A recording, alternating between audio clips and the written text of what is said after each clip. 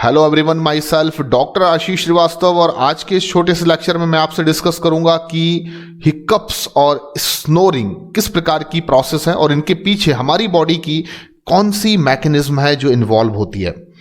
तो सबसे पहले आप जान लीजिए हिकअप्स क्या होता है। बहुत कॉमनली हम इसको हिचकी लेना कहते हैं और हम सभी ने अपनी लाइफ में इस एक्सपीरियंस को फील जरूर किया होगा।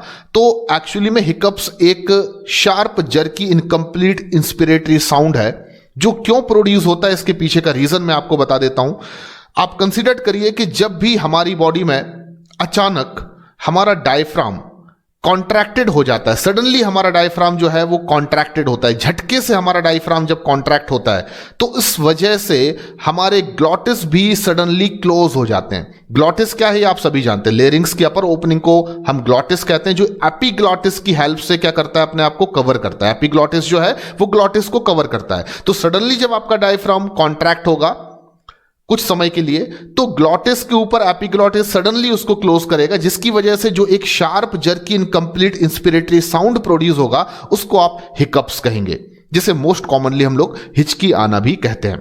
सेकेंड इंपॉर्टेंट चीज स्नोरिंग क्या होती है और ये क्यों आते हैं। तो खर्राटे आना तो आप सभी ने देखा होगा। हम सभी को सोते टाइम, हम सभी को तो नहीं कहूंगा लेकिन मोस्ट ऑफ द लोगों को सोते समय ये हैबिट, बैड हैबिट होती है कि वो एक नॉइस प्रोड्यूस करते हैं ड्यूरिंग द स्लीपिंग। और ये जो इरिटेटिंग नॉइस प्रोड्यूस होती है कुछ लोगों की सोते समय, उसके पीछे का रीजन बहुत सिंपल है। वो रीजन केवल इतना है कि ये नॉइस जिसको आप खर्राटे लेना कहते हैं, जिसको आप स्नोरिंग कहते हैं, उस नॉइस के प्रोड्यूस होने के पीछे रीजन है कि वो आवाज वोकल कॉर्ड में वाइब्रेशन की वजह से प्रोड्यूस होती है।